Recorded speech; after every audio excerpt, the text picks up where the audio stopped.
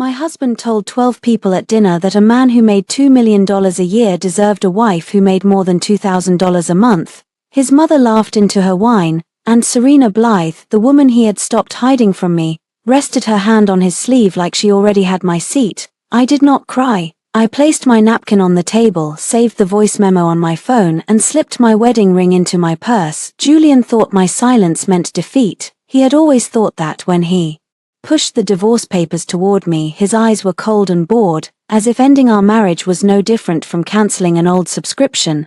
Be reasonable, Nora, he said. You and I live in different worlds now. I looked at the papers, then I looked at him. Fine, I said. His smile came too fast. 2 hours later, after I walked out of the restaurant alone, my phone lit up with his message, "Don't contact me again." I stared at the words for 5 seconds, then I replied with one word, "Done." By 8 the next morning, Julian had called me 23 times. The restaurant had white tablecloths, low golden lamps, and waiters who refilled water before anyone had to ask. Julian had chosen it because he liked places where money whispered instead of shouted. His mother sat on his left. Serena sat on his right. I sat across from him, between his sister Claire and his uncle Martin, both of whom had spent the last hour pretending not to notice that Julian kept leaning towards Serena whenever she spoke. Serena wore a cream silk dress and a diamond bracelet I had never seen before. She laughed softly at every dry comment Julian made. She touched his sleeve when she wanted his attention. She called him Jules in front of his family. No one corrected her. Julian finally set down his wineglass and looked at me with the same expression he used on underperforming interns. "Nora, we need to discuss the practical side of this." "The practical side of what?" I asked. "His mother side," as if I was embarrassing everyone by needing the sentence finished. "The divorce," Julian said. The word landed in the center of the table. Claire froze with her fork halfway to her mouth. Uncle Martin looked down at his plate. Serena did not move at all. That was how I knew she had known before I did. I looked at my husband. We had been married for 6 years. I had paid our rent when he was studying for licensing exams. I had cooked rice and eggs in a studio apartment while he told me one day he would give me a life where I never had to worry about bills. I had sat outside hospital rooms with his mother. I had filled out forms for his first investor loan because he hated paperwork. I had signed the limited guarantee that helped him buy into his firm because he said it was temporary, because he said it was ours, because he said he could not do it without me. Now he sat under a lamp worth more than my monthly salary and looked at me like I was a mistake from his past. "Here?" I asked. His jaw tightened. "I thought it would be better with family present." Serena lowered her gaze, but not before I saw the faint curve of her mouth. Patricia Pierce, my mother-in-law, patted Julian's hand. "Your husband is trying to be civilized." "My husband is announcing our divorce over duck confit," I said. Claire coughed into her napkin. Julian's eyes sharpened. He hated when I made anything sound ridiculous. He had built his whole life around appearing serious. "Do not make this dramatic," he said. "We have grown apart." "No," I said. "You grew expensive." A small silence followed. Serena finally looked up. Julian leaned back in his chair. "This is exactly what I mean, that tone, that resentment. You have been stuck for years. Nora, you earn what, $2,000 a month at that community center?" "About that," I said. "I make $2 million a year." He said it quietly, but everyone heard. $2 million. Do you understand the gap, the people I meet, the circles I move in, the responsibilities I carry? I cannot keep explaining why my wife has no ambition." Patricia gave a little laugh. "Sweetheart, you know we never wanted to hurt you." That was a lie. Patricia had never minded hurting me. She only minded being blamed for it. Julian pushed a folder across the table. I did not touch it. "It is generous," he said. "You can keep your car. I will give you 3 months in the apartment to find another place. No spousal support fight, no public mess. You are giving me permission to keep the car I bought." His face flushed. Serena stepped in, voice smooth as cream. "Nora, I know this is painful, but Julian is trying to make sure you are taken care of." I turned to her. "And you are here as his public relations consultant." Her smile thinned. Julian's hand closed around his glass. "Do not attack Serena. She has nothing to do with this. She has her hand on your sleeve." Serena removed it. Patricia clicked her tongue. "This bitterness is why Julian cannot breathe in this marriage." I almost laughed. For 6 years I had made sure that man could breathe when his anxiety attacks started before investor meetings. I sat on the bathroom floor outside the locked door and talked him through breathing exercises. When his mother's mortgage payment bounced after his father died, I covered it and told Julian it was fine. When Claire needed money after her divorce, I sent it quietly because Julian was too proud to admit his family needed help when he had no capital for his partnership buy-in. I signed papers against the Harthouse Trust, the one thing my grandparents had left me. I had been the heir in his life. He had mistaken me for furniture. I reached for the folder at last. I opened it slowly. The divorce agreement was thin, arrogant, and insulting. It listed the apartment as his residence. It listed my car as a marital asset he would allow me to retain. It made no mention of the limited guarantee, no mention of the automatic transfers to his mother's mortgage account, no mention of the emergency loan I had covered for Claire, no mention of the first $50,000 I had wired into his professional account under the label temporary household support. No mention of Serena. Julian watched my face, waiting for the tears. I gave him none. Instead, I turned my phone over under the table and checked the voice memo still recording. "Did your lawyer write this?" I asked. "Of course." "Then your lawyer is careless." His eyebrows lifted. "Excuse me." I closed the folder. "I accept the divorce." The table went still again. Patricia blinked. "You what?" "I accept." Julian stared at me. For the first time that night he looked uncertain. He had prepared for crying, begging, accusation, maybe even a scene that would let him play the exhausted husband in front of witnesses. He had not prepared for my agreement. Serena's fingers tightened around the stem of her glass. Julian recovered quickly. "Good, that is the mature response." "No," I said, "it is the final one." I stood. Patricia's voice rose. "Nora, sit down, we are not done." "I am." I took my coat from the back of my chair. Julian looked annoyed now. "Do not make me chase you through a restaurant." "Then do not chase me." His lips pressed into a thin line. "You will regret being difficult." I looked at him for a long moment. There was a time when a sentence like that would have made my stomach fold in on itself. I would have asked what he meant. I would have tried to soften him. I would have gone home and lain awake, wondering how to fix what I had not broken. That woman had been tired for a long time. Tonight, she finally stood up. I put my ring into the small inner pocket of my purse and left the restaurant. Outside, February air hit my face. It smelled like wet pavement and expensive cars. I walked 2 blocks before I let myself stop under a closed florist shop awning. My hands were steady. That surprised me. I opened my banking app first. The automatic monthly transfer to Patricia's mortgage account was scheduled for midnight. I cancelled it. The transfer to Claire's private school loan for her son was next. Cancelled. The payment for Julian's mother's supplemental medical policy. Cancelled. The household card that Serena had probably used to order that diamond bracelet from the boutique Julian pretended not to know. Frozen. Then I opened my email and searched for the bank representative who handled the limited guarantee renewal on Julian's partnership capital line. The message had arrived 3 days ago. "Dear Mrs. Pierce, as discussed, we require your e-signature for renewal of the spousal consent and collateral support document by Friday." Friday was tomorrow. I forwarded the email to my lawyer, Mara Reed. Then I typed one line: "Mara, I need to withdraw consent immediately." Her response came in less than 2 minutes. "I was hoping you would say that. Come in at 9. Only then did my phone buzz. "Julian, don't contact me again." I read it once. I thought of the restaurant, his mother's laugh, Serena's hand on his sleeve, the divorce papers that treated my life as loose change. Then I typed one word: done. I blocked nothing. I wanted every call to come through. I wanted to watch the exact moment he understood that I had taken him seriously.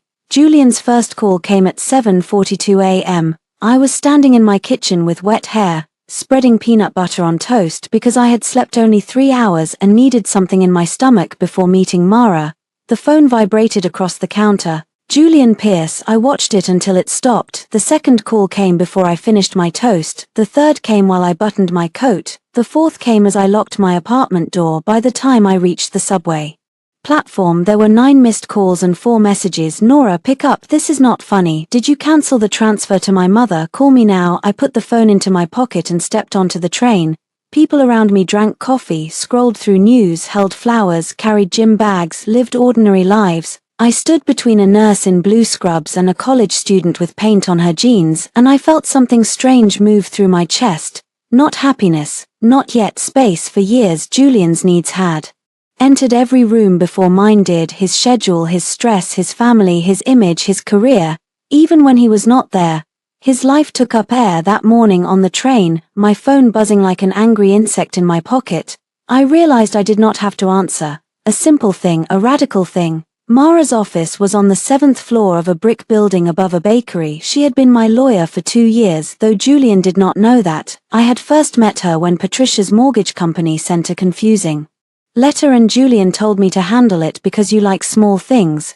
Mara had reviewed the papers and later told me gently that a woman who handled everyone's small things needed someone watching the large ones. She opened her office door herself. "You look like hell," she said. "Good morning to you too. Coffee, please."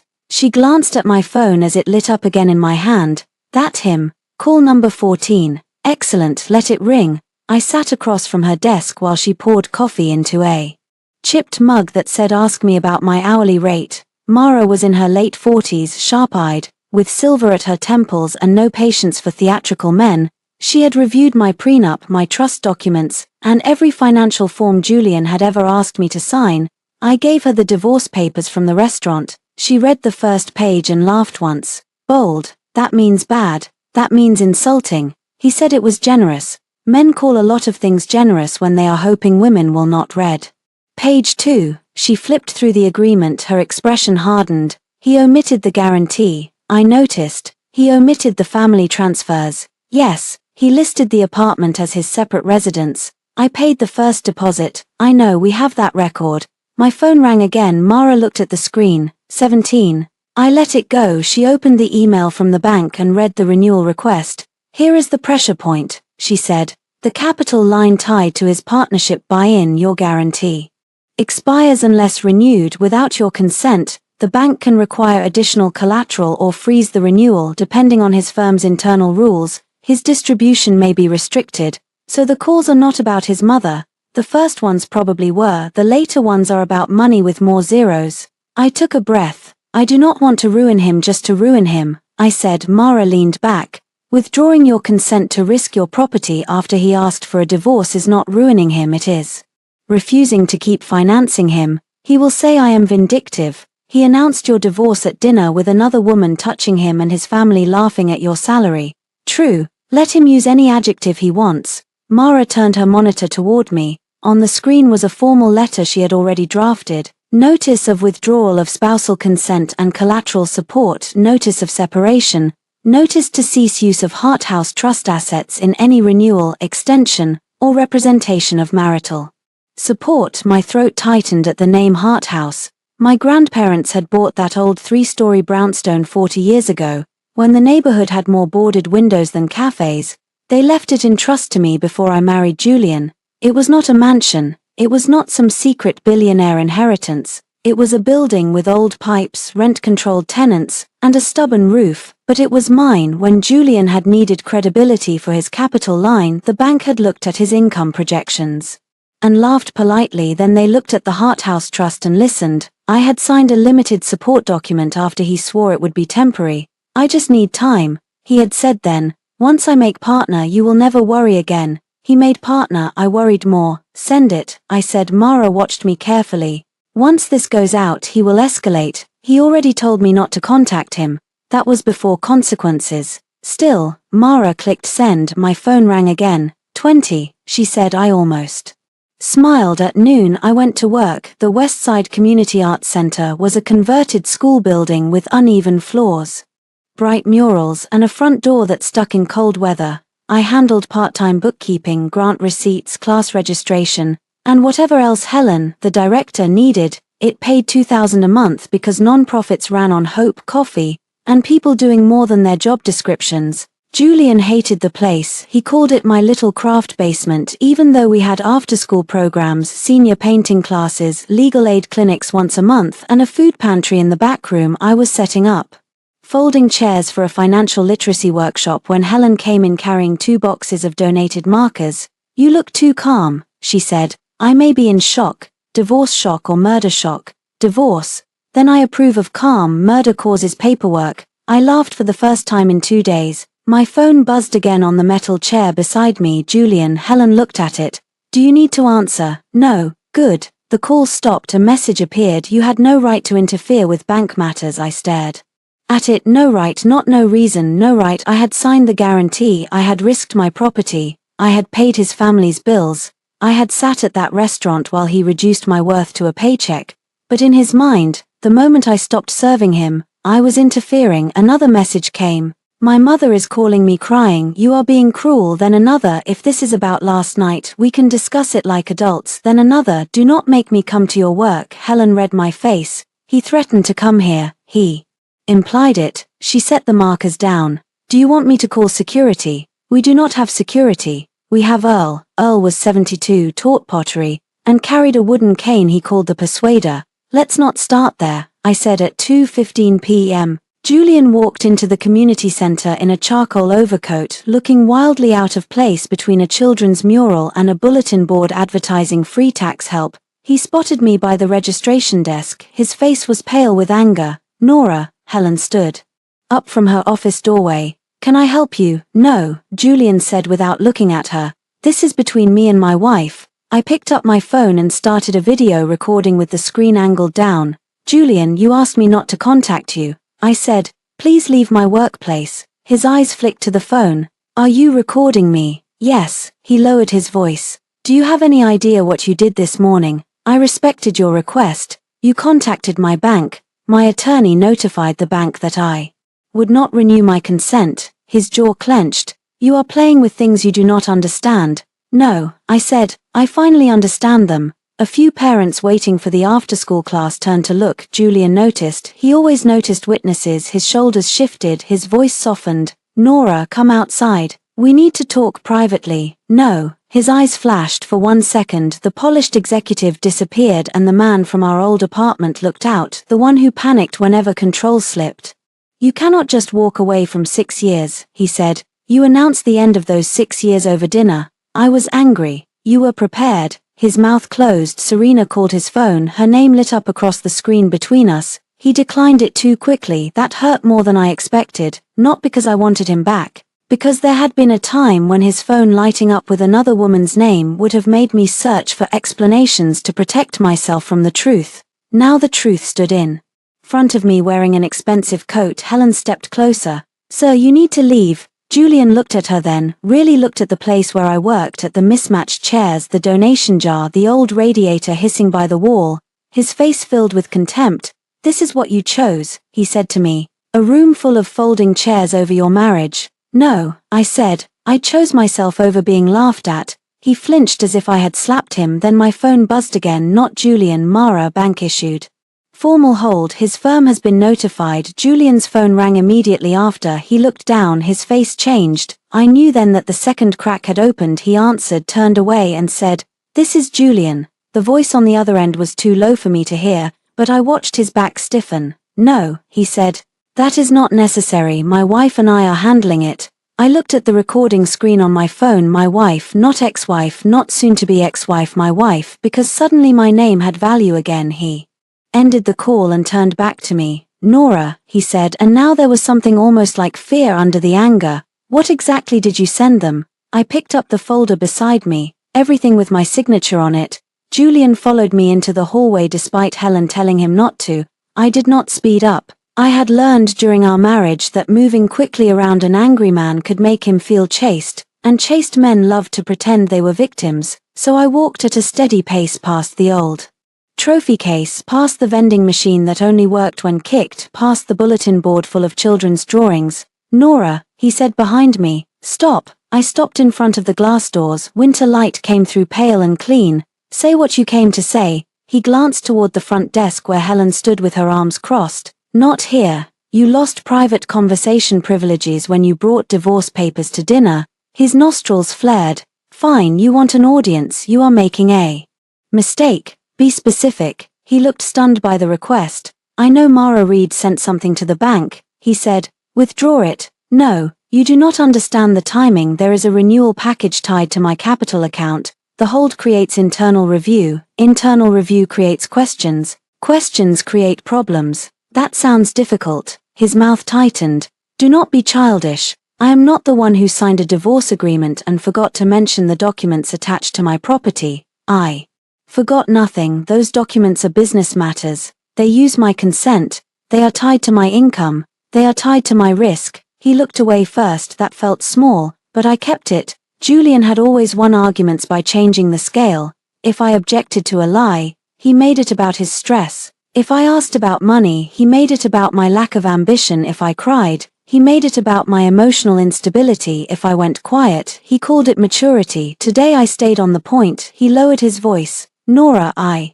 was angry last night. I should not have said the salary thing. You meant it. I was frustrated. You rehearsed it. His eyes hardened. Do you want me to apologize? No. That unsettled him again. What do you want? I want the divorce you asked for. He took one step closer. Then do not sabotage it. I am not sabotaging the divorce. I am refusing to finance your life after it. His phone buzzed. He looked down, ignored it, and tried a different tone. Soft Julian, dangerous Julian, the one who used to sit beside me on our thrift store couch and rest his head in my lap after a bad day.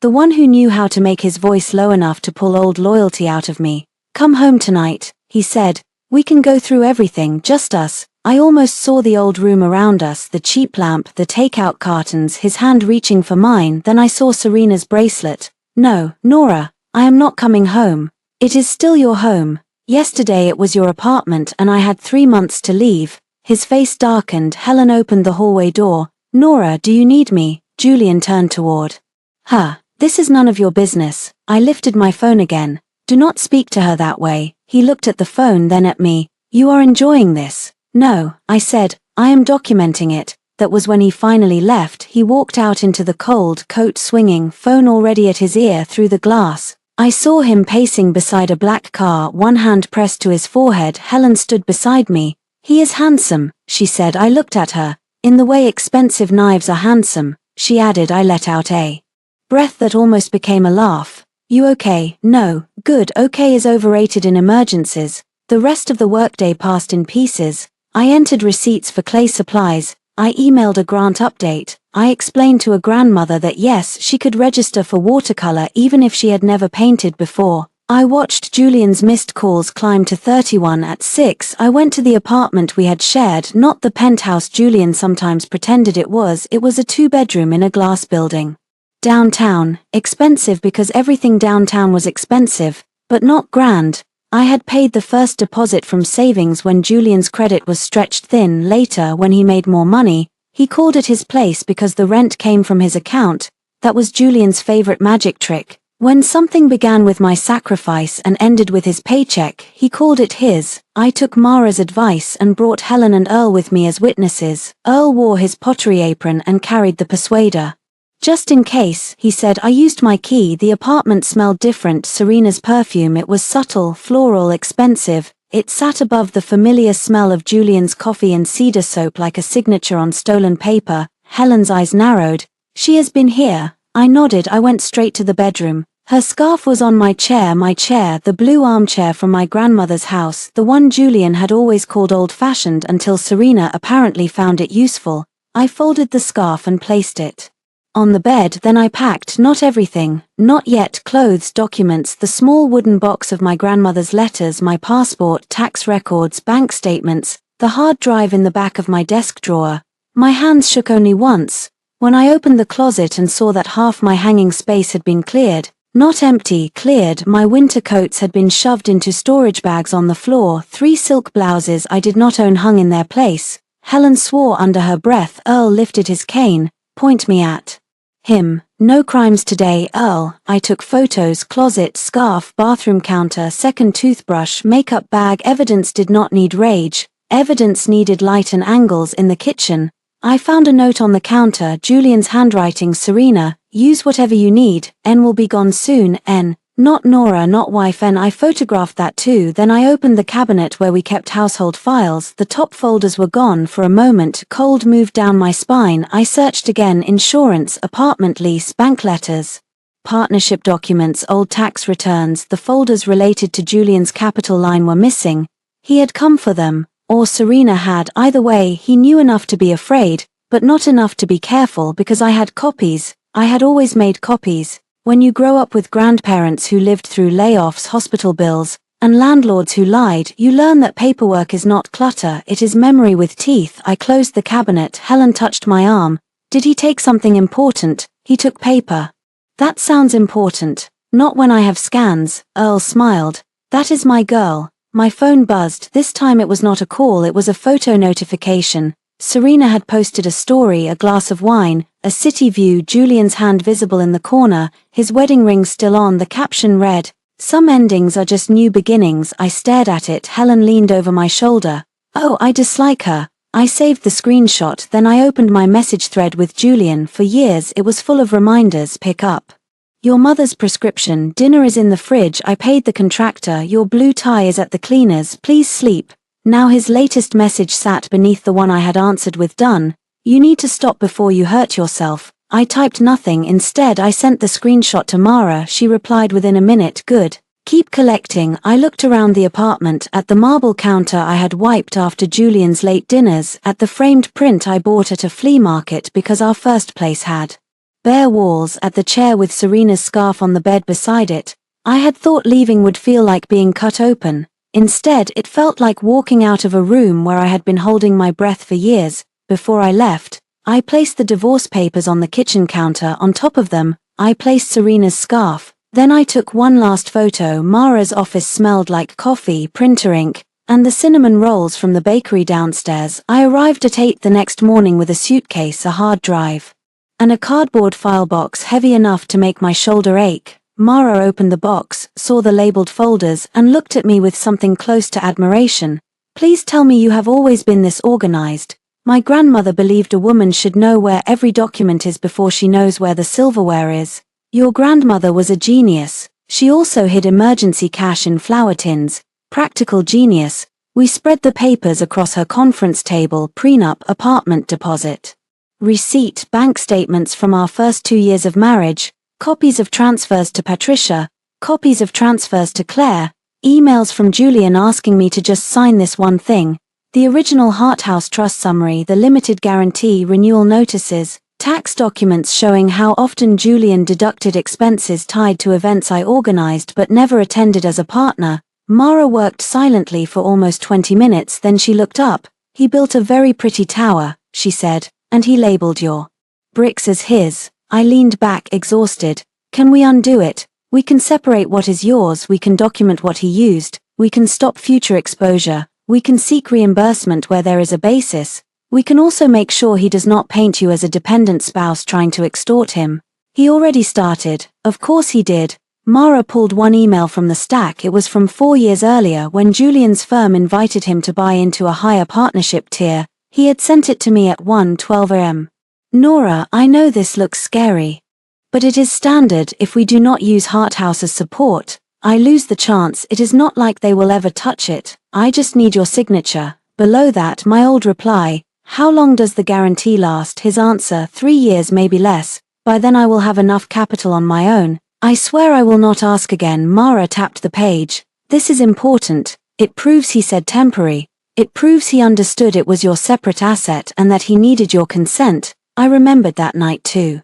Clearly, Julian pacing in the kitchen, me in an old t-shirt, sitting at the table with my laptop open, his face pale from fear, voice trembling when he said he could not stay average, could not miss this chance, could not be the man who almost made it. I loved him then, or I loved the version of him who cried because he was scared, not the version who later laughed because I earned less. What happens if the guarantee is not renewed? I asked. Mara pulled up the bank letter. The bank may require him to post replacement collateral within 10 business days. If he cannot, the capital line goes into review. His firm may freeze distributions or bonus payouts until exposure is resolved. Can he lose his job? Not automatically, but if he misrepresented his collateral position internally, that becomes a firm issue. He would call that my fault. He can call rain your fault, it still gets him wet. I rubbed my eyes. Mara's voice softened. Nora, I need to ask something. Did you know about Serena before last night? I suspected. How long? 6 months. Mara waited. I opened another folder. Inside were screenshots. Serena texting Julian after midnight. Julian replying with heart emojis he had not sent me in years. Calendar entries for client dinners that matched hotel lounge receipts. A photo Claire accidentally sent to the family chat and deleted 2 minutes later, showing Serena at Patricia's birthday lunch, sitting beside Julian while I was supposedly too busy at work to come. I started saving things. When he changed his phone password, I said, I told myself I was being paranoid. Were you? No. Mara looked through the screenshots. This helps with narrative. It may not change no-fault divorce rules much, but it matters if he tries to claim you abandoned the marriage without cause. He asked for the divorce, in public. We have the recording. I took out my phone and played it. Julian's voice filled the room. I make $2 million a year. $2 million. Do you understand the gap? Mara closed her eyes. Briefly, then Patricia's laugh came through the speaker. Mara opened her eyes. They were colder now. We keep this. I do not want to become someone who leaks private humiliation. Keeping evidence is not leaking it. It gives us leverage if he lies. My phone rang. Julian again. I let it ring on the table. Mara looked at the screen. He is learning the difference between silence and power. After the call stopped, a message appeared. We need to meet alone. Another followed. This has gone far enough then. Another. My mother's payment failed. She is terrified. My stomach tightened. Patricia had hurt me. She had mocked me. But she was also 71 and anxious about losing her home. Old Nora rose in me automatically. Maybe I should cover one more month. Maybe this is too harsh. Maybe the divorce is between Julian and me, not his mother. Mara saw my face. No, she said. I did not say anything. You did not have to. His mother depends on that payment. His mother has a son who makes $2 million a year. I looked down at the table. That sentence should have been obvious. It was not. For years, Patricia called me when things went wrong because Julian hated family mess. She said he was too busy, too stressed, too important. I became the quiet solution. I paid, arranged, soothed, confirmed, picked up prescriptions, handled insurance, sat through repair appointments, and still at dinner she laughed when he said I was not enough. I put the phone face down. Send whatever comes next, I said. Mara nodded. Whatever came next was a formal divorce response, a demand for full financial disclosure, a notice preserving evidence, and a warning that any attempt to remove, alter, or conceal marital or trust-related records would be treated seriously. Mara also sent Julian's lawyer a copy of the apartment deposit receipt and a request for immediate access to retrieve remaining personal property. By noon, Julian stopped calling. Serena started. I did not answer her either. Her first message came at 12:18. Nora, this is getting ugly. Julian is under enormous pressure. Please do not punish him because you are hurt. I read it twice. Then I saved it. A second message came. You have no idea what his world is like. He needs a partner who can stand beside him, not someone who drags him backward. I saved that too. A third. If you cared about him, you would not damage his career. I typed one reply. Do not contact me again. Then I sent it. Serena did not answer, but 15 minutes later Julian did. You replied to her but not me. I smiled. Without meaning to. Mara raised an eyebrow. What? I think he just realized I can still type. Good, she said. Let him wonder why you chose not to. That afternoon I went to Hart House. The building stood on a corner in a neighborhood that had changed so much my grandparents would have stared at the coffee prices in disbelief. The brick was old, the front steps worn, the basement still smelled faintly of laundry soap and dust. 2 tenants lived upstairs. The ground floor had been vacant for months.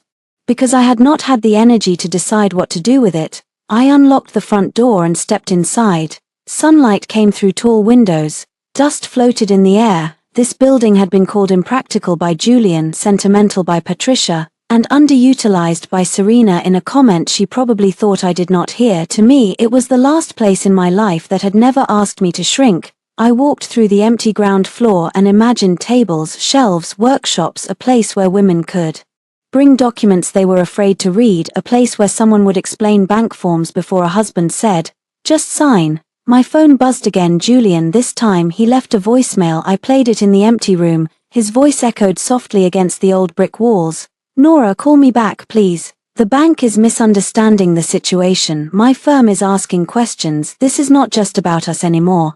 I looked around Hart House. He was right. It was not just about us anymore. It was about every year I had been useful in silence. It was about every signature he thought would always be waiting.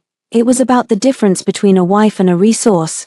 I deleted nothing. Julian's firm held its annual winter reception in a hotel ballroom with crystal chandeliers and flowers arranged so tightly they looked disciplined. I had attended 3 times as his wife. The first year, I wore a navy dress from a clearance rack and spent half the night helping a caterer find the event coordinator because Julian said I was good at practical things. The second year, I stood beside him while he introduced me to a client as Nora. She works part-time. The third year, he asked me not to come because it would be mostly industry people and I would be bored. This year, I received an invitation from the firm's compliance office, not as Julian's wife. As a party connected to a collateral review Mara told me to attend. Be polite, she said, say very little, listen carefully, if he approaches you do not go anywhere private. Should I dress like myself or like the wife he wanted? Mara looked at me over her glasses. Dress like the woman who owns the signature he needs. So I wore a black dress I bought 4 years earlier and never had the confidence to wear, simple fitted, long sleeves, my grandmother's pearl earrings. My wedding ring stayed in a small envelope in Mara's safe. When I arrived, heads turned for the wrong reasons first, recognition, surprise, whispers moving faster than waiters. Julian stood near the bar with Serena and 2 men from his firm. Serena wore red, of course she did, she saw me first, her smile faltered, then returned sharper. Julian turned for 1 second, he forgot to look bored, then he excused himself and crossed the room with controlled strides. What are you doing here? He asked. I was invited. By whom? Compliance. His face tightened. Serena appeared beside him before I answered anything else. Nora, she said, voice sweet. This must be uncomfortable for you. Not as uncomfortable as using company events to audition for someone else's marriage. Her smile froze. Julian looked around. Lower your voice. My voice is low. You should leave. Then ask compliance to uninvite me. He leaned closer. Do not embarrass yourself. I looked at him, at his perfect tie, his perfect haircut, his perfect life cracking just enough that he could hear it. Julian, I said quietly, you humiliated me in front of your family. Do not confuse my refusal to scream with a willingness to disappear. His eyes searched my face for the first time in years. He seemed to be looking for the woman he used to know and finding someone else. A man approached us. Mrs. Pierce, MS Hart. I said, I am using my name again. The man nodded smoothly. MS Hart, Daniel Hayes, Northbridge Bank. We have corresponded. Julian's hand flexed at his side.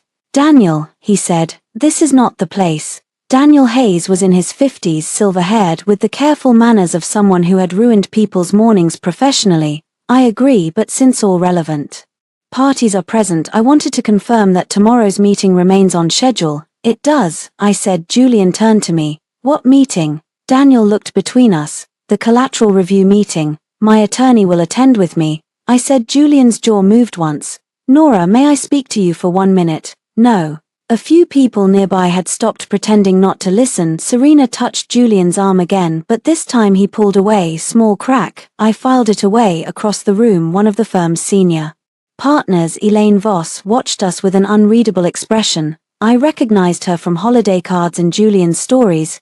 He admired her because she could cut people apart using only questions. She came over. Julian, she said. MS Hart. I nodded. MS Voss. Her eyes moved to Serena, then back to me. I understand there is a documentation issue.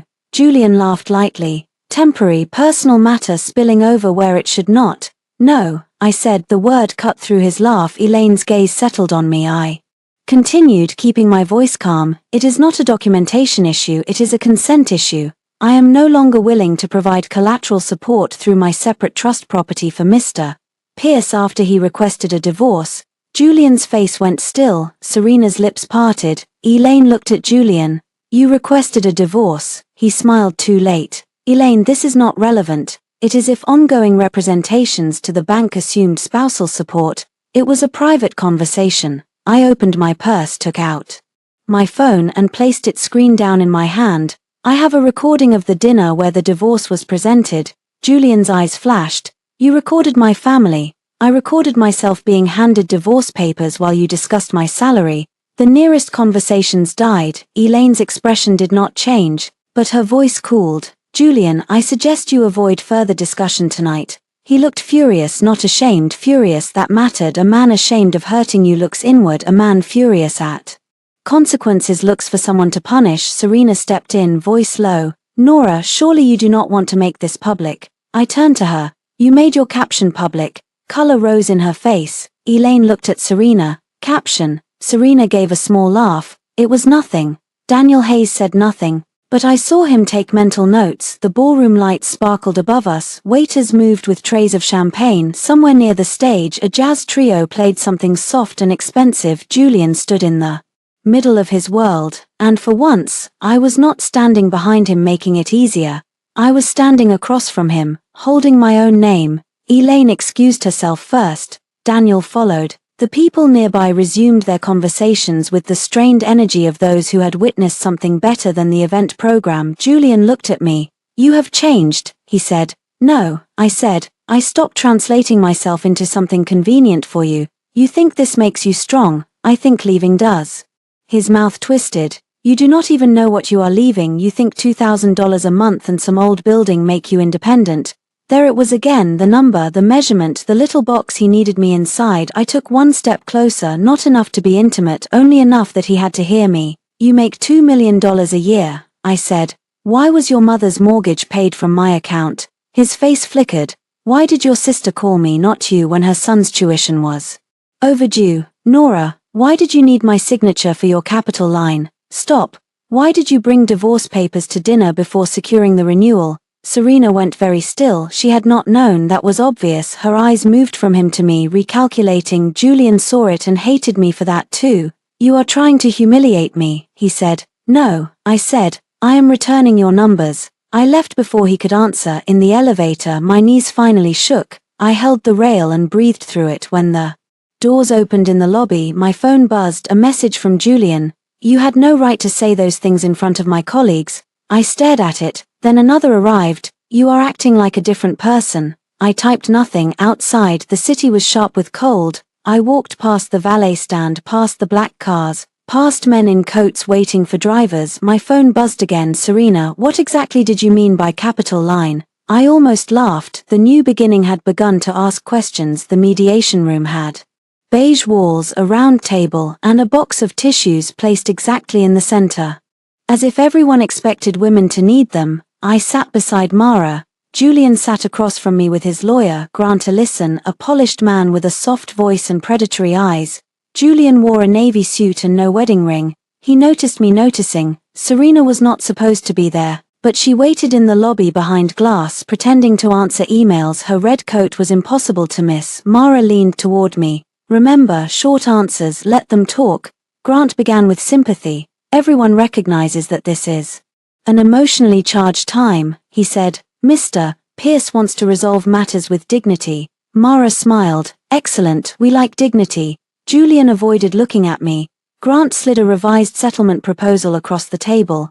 Mara picked it up, read for 20 seconds and laughed, not loudly. "Just enough." Grant's smile thinned. "Is there an issue?" "There are several. Let us start with the offer. It is a fair lump sum given the length of the marriage and the party's income history, $50,000. Mara said, "In exchange for my client waiving claims connected to household reimbursements, support transfers, apartment deposit contributions, and any trust-related exposure. That is not a settlement, that is a coupon." Julian's eyes lifted. "Do you want money?" he asked me. "Is that what this is?" Mara touched my arm lightly under the table. I answered anyway. "I want accuracy." He scoffed. "You want revenge?" "I wanted a husband who did not make a dinner speech about my paycheck." "We are past that." Grant cut in. "Mr. Pierce acknowledges that words were said in a painful context, but we are here to divide marital matters, not relitigate a dinner." "Great," Mara said. "Let's divide marital matters." She opened our first binder. I had labeled it Household Transfers. Mara turned pages one by one. Monthly payments from MS Hart's separate account to Patricia Pierce's mortgage servicer, total over 6 years, $186,000. Julian looked at the page as if it had appeared from another universe. "That was family help," he said. "From whose account?" Mara asked. He said nothing. She turned another page. Supplemental medical insurance payments, $32,000, emergency plumbing repairs on Patricia Pierce's property, $11,000, tuition-related transfers to Claire Maddox, formerly Claire Pierce, $48,000. Grant frowned. "We will need to verify these." "Already verified," Mara said. "Bank records attached." Julian looked at me. Then I could read the accusation in his face. "You kept score?" "Yes." Finally, Mara opened the second binder. Apartment deposit, first month, broker fee, paid from MS Hart's premarital savings, Total 19,000. Mr. Pierce's proposed agreement lists the apartment as his residence and gives Ms. Hart 3 months to vacate. We reject that framing. Grant's pen moved quickly. Mara opened the third binder. Now the Hart House Trust. Julian sat back. That is not marital property. No, Mara said, it is not, yet your client has repeatedly represented its support in connection with his capital line. Grant looked at Julian. There it was, a small shift. Lawyers dislike surprises from their own clients. Julian's expression stayed controlled, but a muscle moved in his jaw. Mara placed the email on the table. The one where Julian had promised he would not ask again after 3 years. Grant read it. His face changed very slightly. Mr. Pierce, he said carefully, we should discuss this privately. No, Julian said, we can discuss it here. Nora knows what she signed. I do, I said. He looked at me. I never forced you. No, you cried. His face flushed. The room went quiet. I had not planned to say it, but once it was out I did not regret it. Julian's eyes burned. Excuse me. You cried in our kitchen and told me you would lose your chance if I did not sign. You said it was temporary. You said we were building something together. His voice dropped. We were. No, I said. I was building. You were collecting the plaque. Mara's lips pressed together, but she did not stop me. Grant cleared his throat.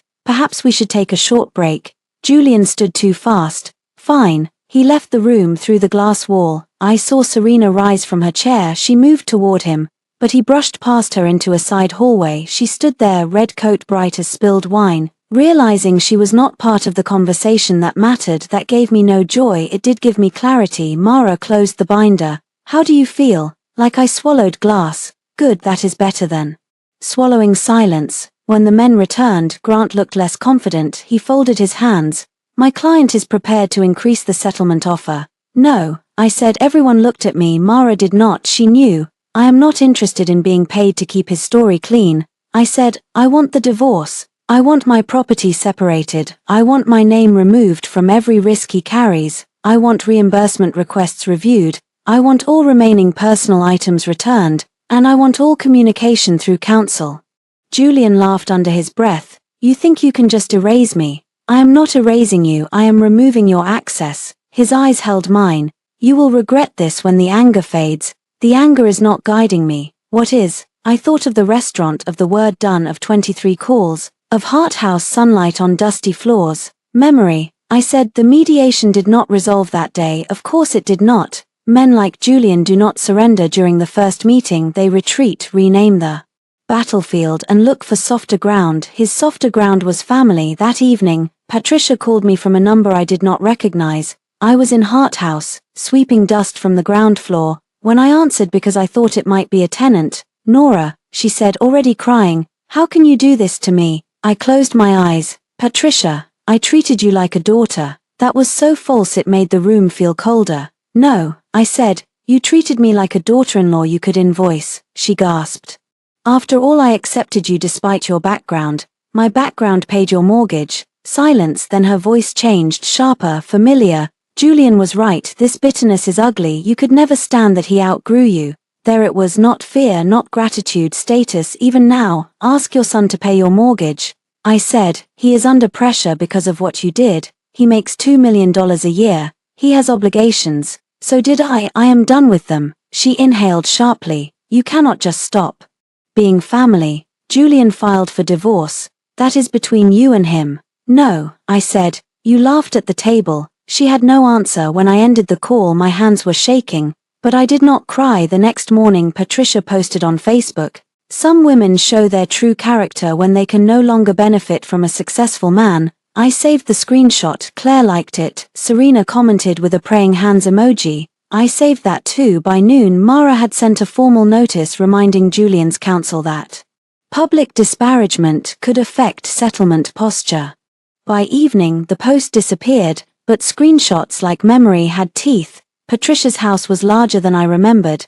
Maybe because I no longer entered it carrying groceries, prescriptions, or guilt. It sat at the end of a quiet street, white columns in front, rose bushes cut down for winter. I had paid part of that roof. I had paid the emergency furnace replacement. I had paid the property tax installment Patricia claimed she would repay after Julian's bonus came in. She never did. Julian asked for the meeting through lawyers, then called it a family conversation, then insisted it would be better without attorneys. Mara said, absolutely not. So I arrived with Mara, Julian arrived with Grant. Patricia opened the door wearing pearls and a cardigan I had bought her for Christmas 2 years earlier. She looked past me at Mara. Is this necessary? Yes, I said, her mouth pinched inside. Claire sat on the sofa, arms crossed. Uncle Martin stood near the fireplace, pretending neutrality. Serena was not there. That surprised me until I realized Patricia would still consider a mistress useful in theory but improper in her living room during a financial panic. Julian stood by the window. He looked tired, not broken, not humbled, just tired in a way he clearly believed should matter to me. It did not. We sat. Patricia began. I want to say first that emotions were high at dinner. Mara opened her notebook. Patricia looked irritated. Must she write everything? Yes, I said again. Julian rubbed his forehead. Mother. Just say what you need. Patricia shot him a look, then turned back to me. The mortgage payment failed. I received a notice. It was humiliating. I waited. She seemed to expect me to apologize to the notice when I did not. She continued. I understand you and Julian are having difficulties, but punishing an elderly woman is beneath you. Mara's pen paused. I leaned forward slightly. Patricia, for 6 years I sent money quietly because Julian asked me not to embarrass you. Her face changed. Claire looked at Julian. Julian said, Nora, I kept going. You told me I was family when the furnace broke. You told me I was family when your insurance lapsed. You told me I was family when Claire needed help. But at dinner, when Julian said I earned too little to stand beside him, you laughed. Patricia's cheeks reddened. That is not fair. No, it was not. Claire shifted. Mom did not mean it like that. I turned to her. You liked her post. Claire's mouth opened then closed. Mara placed copies of the transfer summary on the coffee table. Patricia did not touch them. Grant did. Uncle Martin came closer and looked over his shoulder. Mara spoke calmly. These records show extensive payments from MS. Hart's separate account to obligations belonging to members of the Pierce family. We are not here to shame anyone. We are here to establish that MS Hart will not continue these payments. Patricia's eyes filled with tears. I had seen those tears before. They came fast when bills arrived and disappeared quickly when checks cleared. You would put me out of my home, she whispered. No, I said. Your son can keep you in your home. Everyone looked at Julian for one bright silent second. The family finally turned toward the man they had protected from inconvenience. Julian's face hardened. I am handling it. With what? Claire asked before she could stop herself. He looked at her. She looked away. There were cracks everywhere now. Patricia gripped the armrest. Nora, you cannot expect Julian to shoulder everything while his accounts are frozen. My accounts were never frozen when you needed me. That was different. You were his wife. And now he wants me gone. Patricia's voice sharpened. Because you let yourself become small. The room went cold. Julian said, Mother, but she kept going. You think I do not know what men like my son need? They need a woman who can host, speak, build connections. Serena understands his world. You hid in that little job and expected him to stay grateful forever. I looked at her.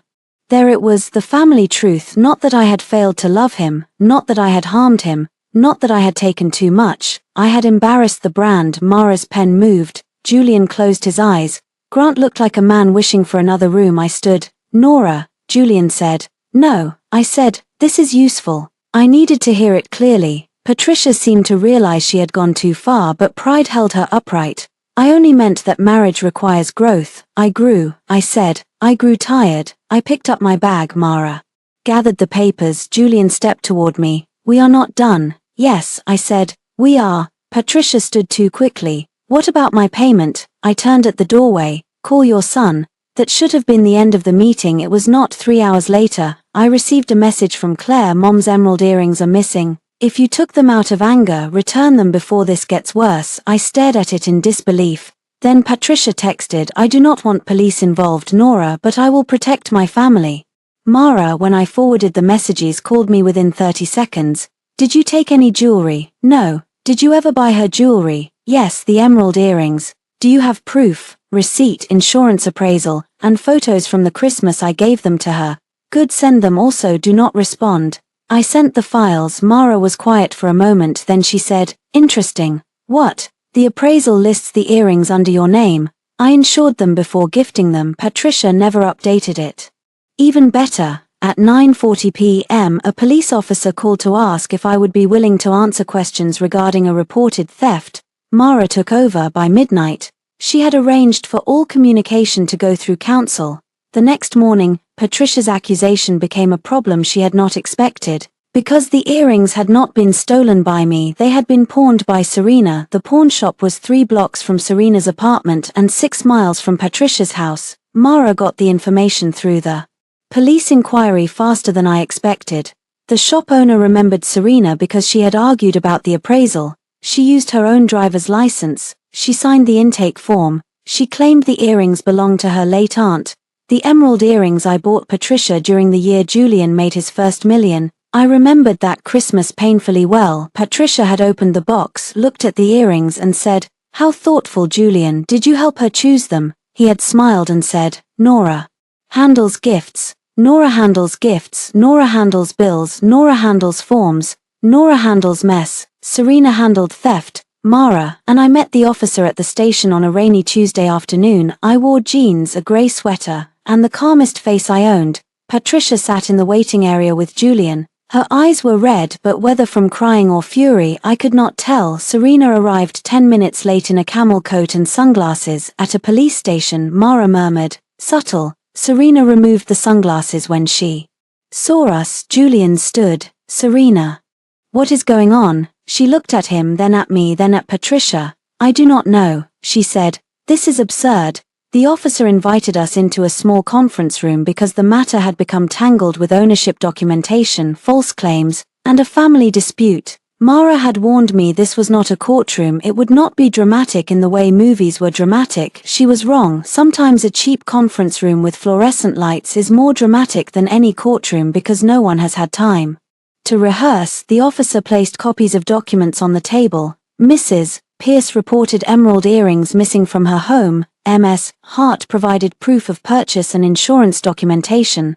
The pawn shop provided a record of sale by Ms. Blythe. Patricia turned slowly toward Serena. Serena laughed once. "This is a misunderstanding." Julian's face had gone blank. "Serena," he said, "tell me this is not true." She looked insulted by his tone. "I borrowed them." Patricia made a small sound. "Borrowed? You said I could look through your jewelry for the gala." "I said you could borrow pearls." Serena's eyes flashed. "You were not wearing them." The room stopped breathing. There it was. Not a denial, entitlement. Julian stared at her. I watched him understand something he should have understood months earlier. Serena had not loved his world because she loved him. She loved the doors, the watches, the wine lists, the whispered names, the family jewelry, the future she thought he could buy. He looked at me then. For one foolish second I thought he might apologize for believing I was the problem. Instead, his face shifted toward anger. "Did you set this up?" he asked me. I almost laughed. Mara did not almost laugh, she did laugh. "Mr. Pierce," she said, "are you asking whether my client forced Ms. Blythe to pawn earrings with her own identification?" His lawyer, who had come too, whispered, "Julian." But Julian's eyes stayed on mine. He needed me to be the villain. If I was not, then he had destroyed his marriage for someone who stole from his mother before the divorce papers were warm. "No," I said, "I did not set this up. I only kept the receipt." Serena turned on him. "You told me Nora was vindictive. You said she would try to make me look bad. I did not tell you to pawn my mother's earrings," he snapped.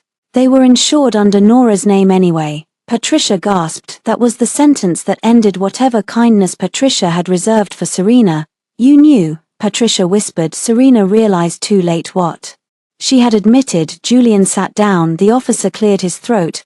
"We will continue the inquiry, Mrs. Pierce. You will need to decide whether you wish to pursue a complaint regarding the sale." Patricia looked shattered.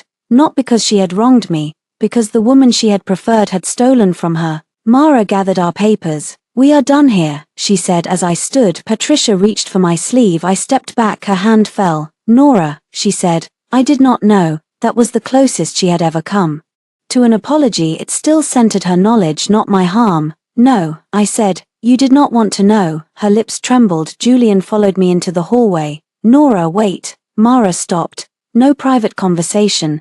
Julian ignored her. "Please." The word landed strangely. Please had not been part of his language with me for a long time. I turned. He looked tired in a different way now, less polished, less angry, more exposed. "I was wrong about Serena," he said. That is between you and Serena. I was wrong about a lot of things. That is between you and your therapist. His mouth tightened. Do you have to make everything cold? No, I learned from you. That hit, I saw it. He looked away. I did not know my mother said those things to you. He said, you were at the dinner. I mean before, you did not ask. He put a hand through his hair. I thought you did not mind helping. I minded being used. I never saw it that way. I know. He stepped closer. Mara did too. I panicked, he said, when the bank called. When the firm asked questions, I felt like you were attacking everything I built. I looked at him for a long moment. Julian, everything you built had exits labeled with my name. You just never planned for me to use one. He closed his eyes for the first time. He had no answer. Outside the station, rain fell in fine silver lines. Mara opened her umbrella over us. How are you? She asked. I keep waiting to feel triumphant. And, I feel tired. That is normal. Will it always feel this heavy? No, she said. Eventually the weight becomes information. That evening, Julian sent one message. I need to understand how we got here. I did not reply. He sent another. Can we meet without lawyers? I did not reply. Then just before midnight he sent a third. I miss my wife. I stared at the words, my wife. He missed the woman who paid bills without making him feel indebted, the woman who remembered his mother's medication schedule, the woman who signed forms, the woman who stood at receptions and smiled when introduced as part-time, the woman who made his life frictionless. He did not miss me, he missed access. I turned off the phone and slept through the night for the first time since the dinner.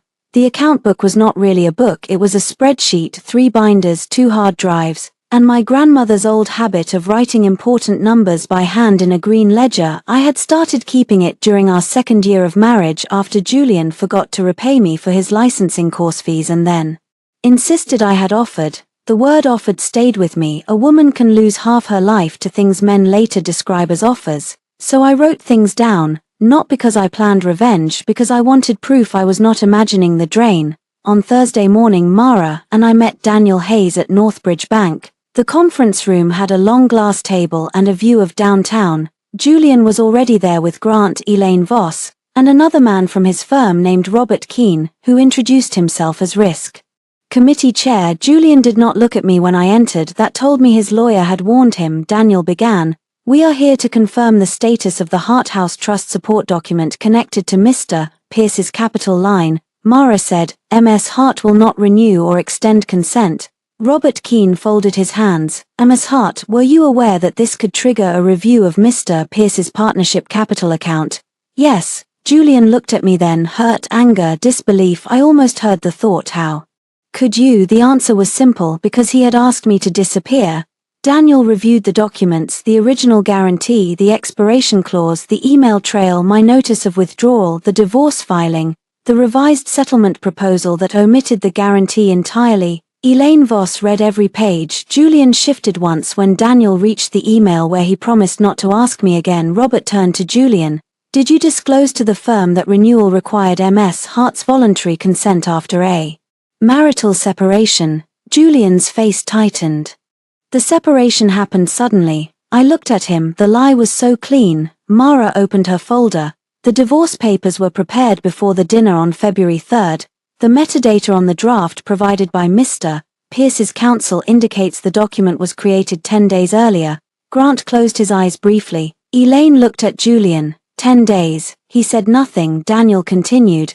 Without replacement collateral, Northbridge will not renew the line on its existing terms. We can provide a short cure period. How short? Robert asked. 10 business days. Julian's hands closed on each other. Elaine asked, what amount must be covered? Daniel gave the number. The room went very quiet. It was more than the apartment, more than Patricia's mortgage, more than Julian could casually move without selling investments he had already leveraged for years. Julian made $2 million a year and spent like the number was proof of permanence. He leased cars, paid club dues, funded appearances, carried family obligations through delays and refinances, rolled one success into the next opportunity. He was not broke, he was exposed. There is a difference. But exposed men often feel poorer than poor men because they have farther to fall. Robert turned to Julian.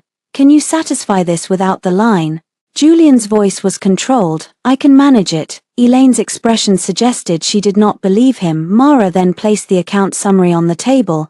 There is another issue: Mr. Pierce's proposed divorce agreement characterizes Ms. Hart as having contributed minimally to the marital household.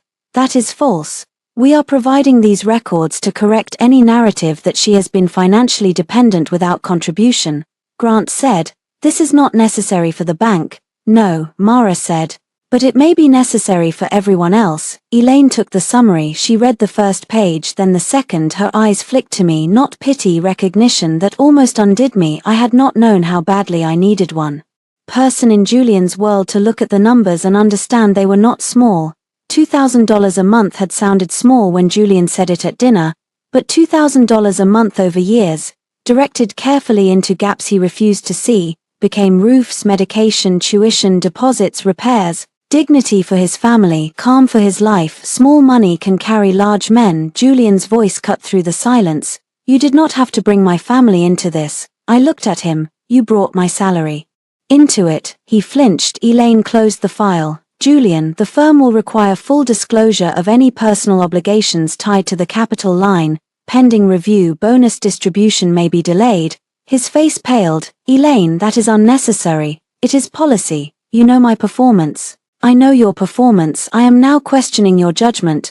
That sentence did what no accusation of mine could do. It wounded the part of him he respected most. The meeting ended with dates, deadlines, and formal language. Julian avoided me until the lobby, then he caught up. "Nora." Mara turned. "Mr. Pierce, I am speaking to my wife." "No," I said. "You are speaking to your opposing party." His mouth twisted. "Is that what I am now?" "Yes." He stared at me. "I do not recognize you. You never did." That stopped him. For 6 years I had wanted him to see me. Now that he was looking, it was too late. He lowered his voice. "Do you think you are innocent in this?" "No." The answer surprised him. I continued. "I trained you to expect me to fix things. I called it love. That was my mistake." His anger faltered. "I did love you," he said. "I know. Then why are you doing this?" "Because I loved myself too late, but not too late to leave." He looked away, and for a second I saw the boy from the kitchen again, terrified of missing his chance. But he was not that boy anymore, and I was not the woman who would sign away her safety to calm him. He said, "Serena is gone." I did not respond. "I ended it. That does not restore me." "I know, you do not." He reached into his coat and pulled out a small velvet envelope. My wedding ring. I had left it with Mara. She must have included it among property items by mistake. Or perhaps Julian had taken it from the apartment before. No, the envelope was different. He opened it. Inside was his ring. "I took mine off," he said. I looked at the ring, plain platinum. I had chosen it because he said he did not care about jewelry, only what it meant. Once that had seemed romantic, now it seemed like another thing he let me carry. "Good," I said. His face changed. "Good. You should not wear vows you broke." He closed the envelope slowly. Mara touched my elbow. We left him there in the lobby of the bank that finally knew my name. The internal hearing was not supposed to include me for long. Elaine Voss requested my presence only to verify documents, confirm dates, and answer questions regarding the Hart House support. Mara said we would attend for that portion and leave. Julian probably thought the same. He underestimated the danger of dates. People remember emotions differently. Dates do not care. The hearing took place in a boardroom on the 36th floor of Julian's firm. Floor-to-ceiling windows, grey carpet, black leather chairs. A table so long it made everyone look like they were negotiating a ceasefire. Julian sat on one side with Grant and an internal counsel. Serena sat near the far end with her own attorney, no longer red-coated, no longer glowing. She looked smaller in navy wool. I sat beside Mara. Elaine chaired the meeting. Robert Keane was there, so were 2 other partners, a human resources officer, and a compliance director named M.S. Calder. Elaine began with a summary. "This review concerns disclosures related to Mr. Pierce's capital line, representations regarding collateral support, potential conflicts involving M.S. Blythe, and conduct that may expose the firm to reputational or financial risk." Julian's face stayed unreadable. Serena's fingers picked at a thread on her cuff. For the first hour, the questions were technical. When did the guarantee begin? Who knew? What did Julian disclose? When was renewal required? Had he told the firm about the divorce before the bank notice? Had Serena worked on materials or communications connected to Julian's partnership profile while in a personal relationship with him? Julian answered carefully. Serena answered less carefully. Then Ms. Calder asked about the winter reception. Ms. Blythe, did you publicly represent yourself in any capacity? Related to Mr. Pierce's personal life, Serena stiffened. No. Mara slid a printed copy of the Instagram story across the table. Some endings are just new beginnings, the image of the wineglass city view, and Julian's hand looked ridiculous under fluorescent boardroom lights. Serena's face reddened. That was personal, Elaine said. That is the point. Julian looked at the photo as if seeing it for the first time. Maybe he had not noticed his hand in the frame, maybe he had, maybe men like Julian were so used to being centered that they forgot every visible piece of them could become evidence. Ms. Calder turned to me. Ms. Hart, did Mr. Pierce tell you before the dinner on February 3rd that he intended to divorce you? No. Did he provide divorce papers at that dinner? Yes. Did he make statements regarding your income? Yes. Mara nodded. Once I took out my phone, connected it to the small speaker Mara had brought and played the recording. My husband's voice filled the boardroom. I make $2 million a year. $2 million. Do you understand the gap? No one moved. Then Patricia's laugh. Then Julian again. I cannot keep explaining why my wife has no ambition. Serena stared at the table. Julian closed his eyes. I stopped the recording before my own voice accepted the divorce. That part was mine. Elaine's expression was carved from stone. Ms. Calder asked, Mr. Pierce, did you consider that initiating divorce while relying on spousal collateral support created a disclosure issue? Julian opened his eyes. I did not expect Nora to weaponize personal matters. The word hit the room. Weaponize. Mara leaned forward. Ms. Hart did not weaponize anything. She declined to renew risk after Mr. Pierce ended the marriage. That is not aggression, that is consent. Elaine looked at Julian. Consent you no longer had. He said nothing. Then Serena made the mistake that changed the room. Julian told me the marriage was already over, she said. He said Nora understood the arrangement. I turned my head slowly. Julian did too. Serena seemed to realize she had stepped into something, but panic pushed her forward. He said she knew they were only together on paper. He said the financial things were old formalities. He said she would sign because she always signed. There it was, the whole marriage in one sentence. She would sign because she always signed. I felt Mara's hand still beside me. Julian looked sick. Elaine wrote something down. Robert Keane leaned back, eyes cold. Ms. Calder asked, Mr. Pierce, did you make that statement? He looked at Serena. I do not remember. Serena gave a sharp laugh. Do not do that.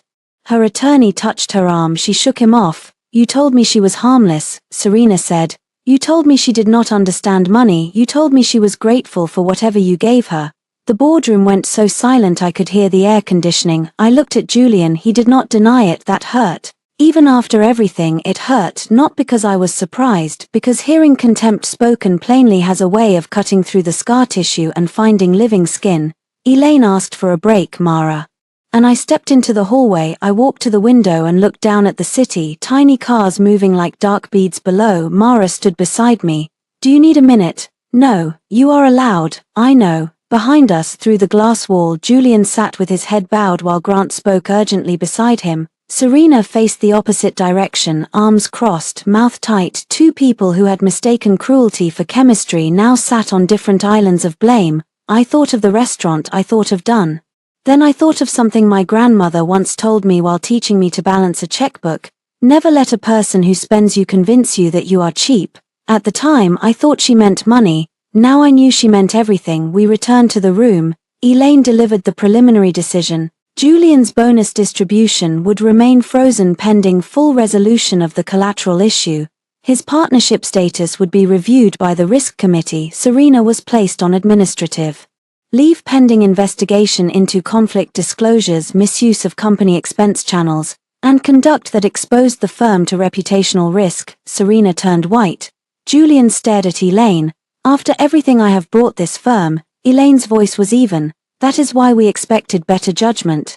His eyes moved to me. For 1 second I saw the old instinct rise in him. Blame Nora, blame the woman who kept records, blame the wife who stopped being quiet. But there were too many witnesses now, too many dates, too many documents. Blame could not breathe in that room. After the hearing, Julian followed me to the parking garage. Mara stayed close. Nora, he said. I stopped beside Mara's car. He looked worn down, tie loosened, hair no longer perfect. I never meant for it to become this, he said. What did you mean for it to become? He swallowed. I waited. Clean, he said finally. I thought it could be clean. You mean quiet? His face twisted. You would get some money, he said. I would keep things stable. No one had to know the private details. No one had to know how much you used me. I did not think of it as use. That does not make it less true. He looked toward the concrete wall, then back at me. I was ashamed. He said that stopped me. He continued, voice low. At first, I was ashamed that I needed your help. Then later, I was ashamed that you had seen me need it. Serena did not know that version of me. With her, I could be rich, new.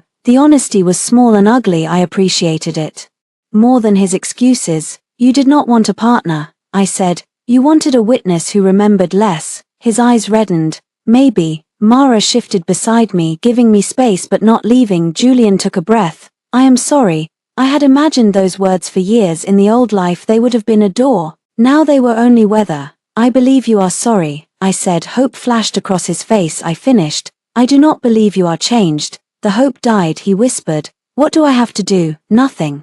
Nora, you do not have to win me back. You do not have to perform regret. You do not have to explain Serena. You do not have to ask me to remember who you used to be. I remember. I am still leaving. He stood there empty-handed. For once I did not fill the silence. I got into Mara's car. As we drove away, Julian remained in the grey garage, smaller in the side mirror with every turn. The courthouse smelled like paper, coffee, and old decisions. I arrived early, not because I was nervous, though I was not.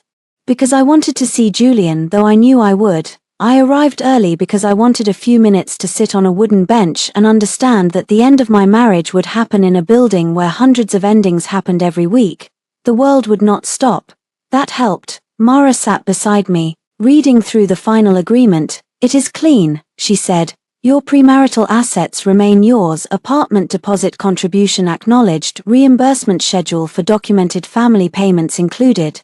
Mutual non-disparagement, no ongoing collateral support, no spousal support either direction, no spousal support. You waived pursuing it, he waived fighting over your trust. Given the rest, it is a strategic piece. I do not want his money. You are receiving reimbursement for money already spent. That feels different. It is. Across the hall, Julian arrived with Grant. He wore a dark suit and looked thinner. Patricia was not with him, neither was Serena. He saw me and stopped for a moment.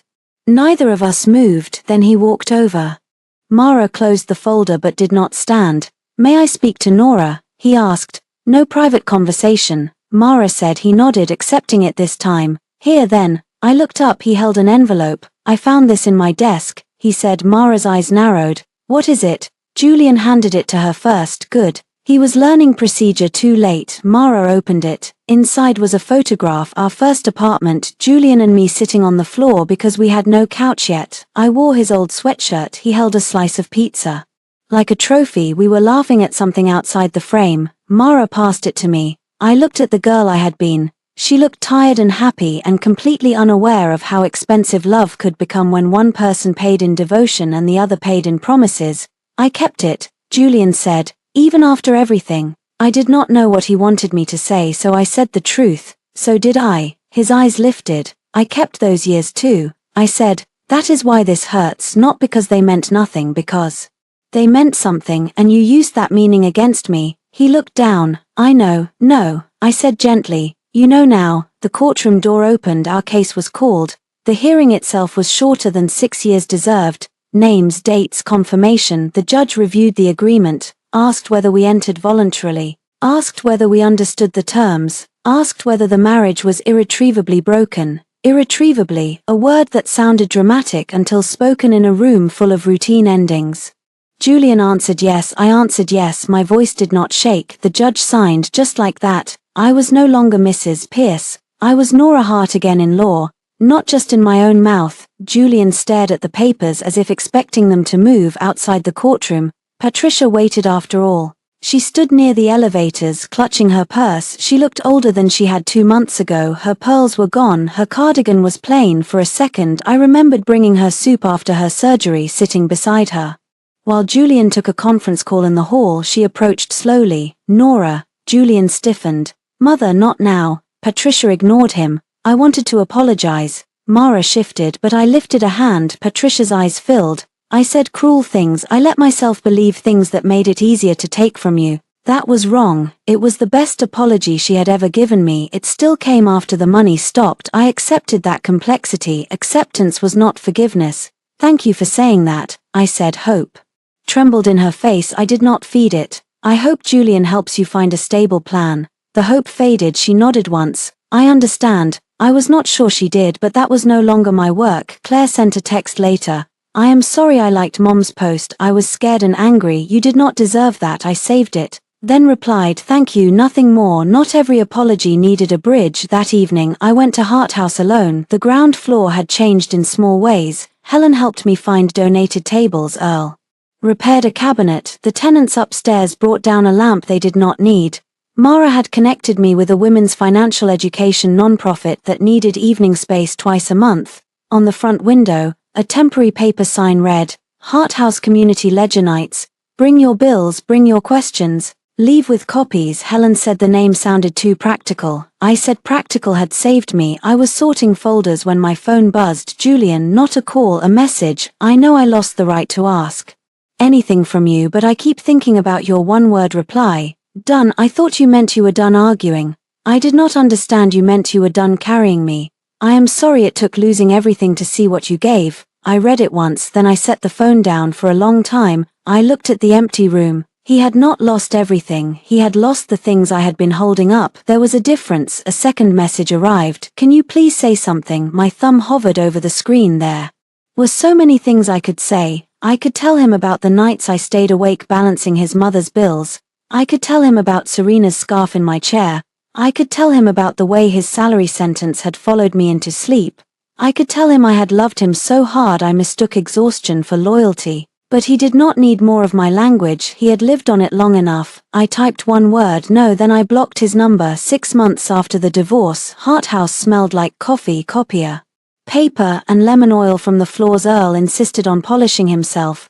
The ground floor was no longer empty. On Monday nights, women came in with folders, envelopes, screenshots, questions they whispered at first and asked louder by the second visit. Some were married, some were divorced, some were caring for parents, adult children, partners, siblings. Some had never balanced a checkbook because someone told them not to worry their pretty heads. Some had signed papers they did not understand. We did not give legal advice unless Mara was there. We did give highlighters, lots of them. Helen ran a grant writing workshop in the back room. Earl taught pottery on Saturdays.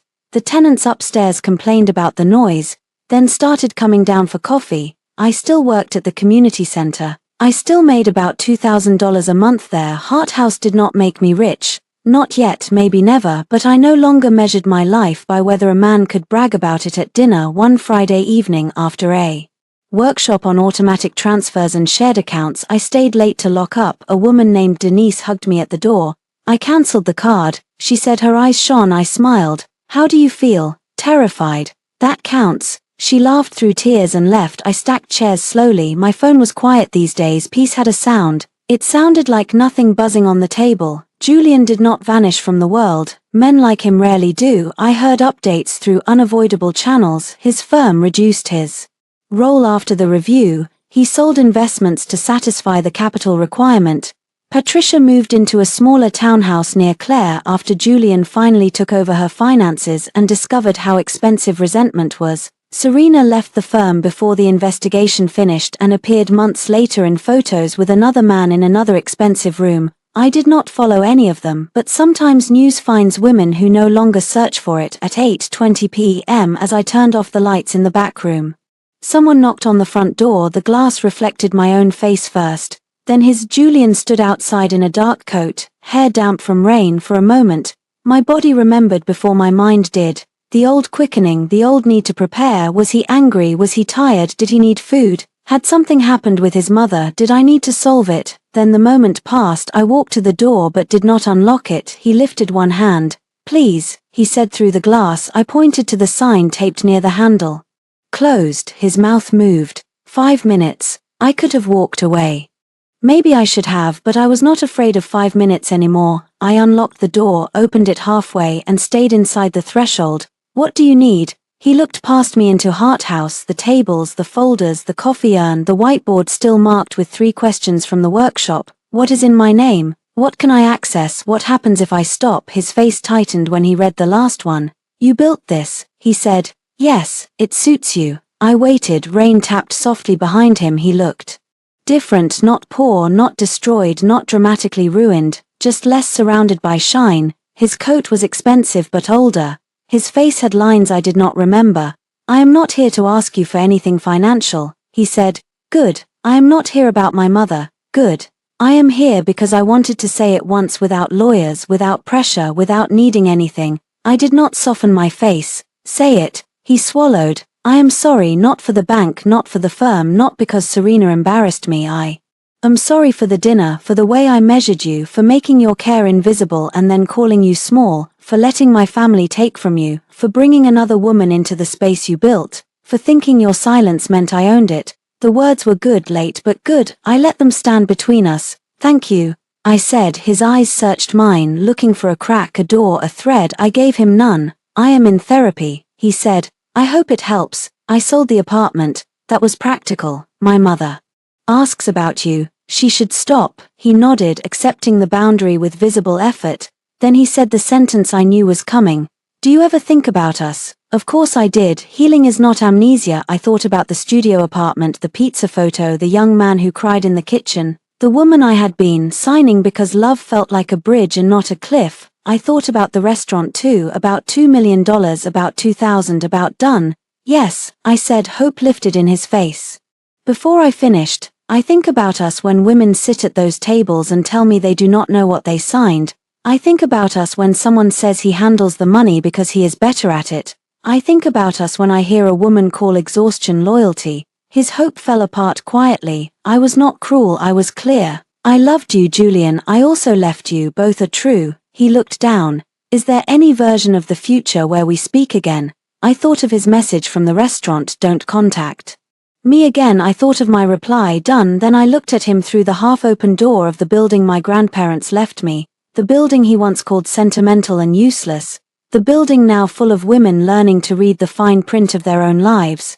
No, I said. He closed his eyes. When he opened them, they were wet. He nodded once. I understand. Maybe he did. Maybe he only understood the part that hurt him. Either way, it no longer required correction from me. I stepped back. Goodbye, Julian. Goodbye, Nora. I closed the door. This time I locked it. He stood outside for a few seconds. Then he turned and walked into the rain. I watched until he disappeared around the corner. Then I turned back to the room. One chair was crooked, so I straightened it. The coffee urn needed washing. Someone had left a pen under the table. Ordinary tasks, mine, because I chose them, not because someone had trained me to absorb his chaos. On the whiteboard, under what happens if I stop, Denise had written an answer. Before leaving, I find out what was only standing because I held it. I picked up the marker and added one more line.